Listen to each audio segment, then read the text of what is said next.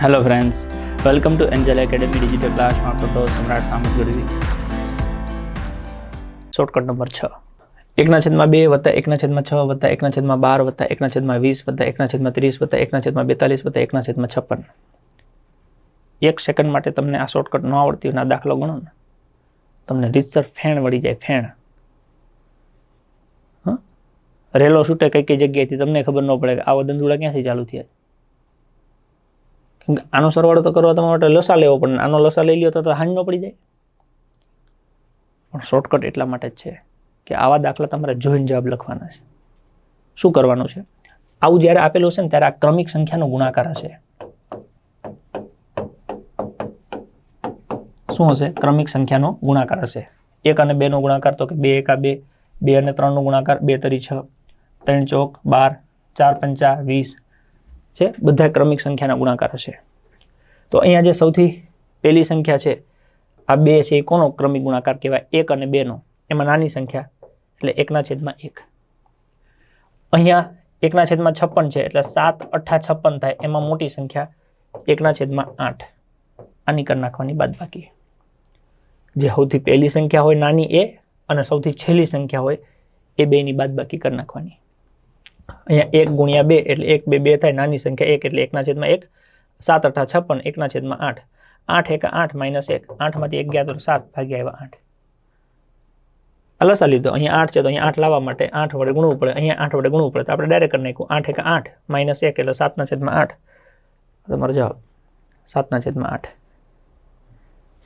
જ્યારે પણ આ પ્રકારના સરવાળા આપે ત્યારે જોવાનું ક્રમિક સંખ્યાનો ગુણાકાર હશે. ક્રમિક સંખ્યાનો ગુણાકાર હોય ત્યારે અહીંયા પહેલી સંખ્યા 1, છેલ્લી સંખ્યા 8. કેમ કે 7 × 8 = 56 થાય એટલે 8 આવ્યું. છેલ્લી સંખ્યા 1 × 2 એટલે 2 આવ્યા. પહેલી સંખ્યા 1, 1/1 - 1/8. આની બાદબાકી કરી નાખવાની. 8 × 8 - 1, 7/8 તમારો જવાબ. બાકી લસા લઈને કરી લ્યો. લોહી અડધું ઉકળી ગયું હોય. ટ્રાય કરવી તો કોકને આપજો કે આનો સરવાળો શીખવાડજો.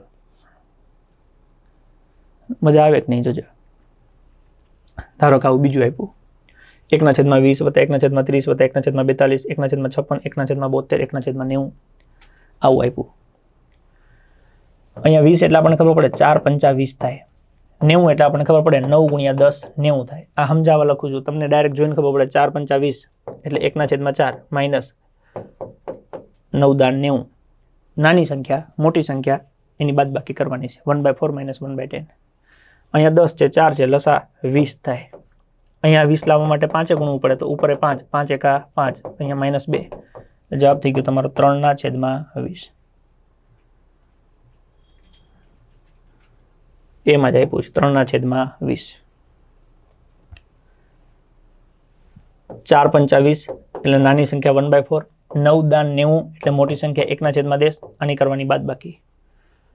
કે 10 અને 4 છે એટલે બંનેનો લસા બંને વડે ભાગી શકાય એવી સંખ્યા કઈ તો કે 20.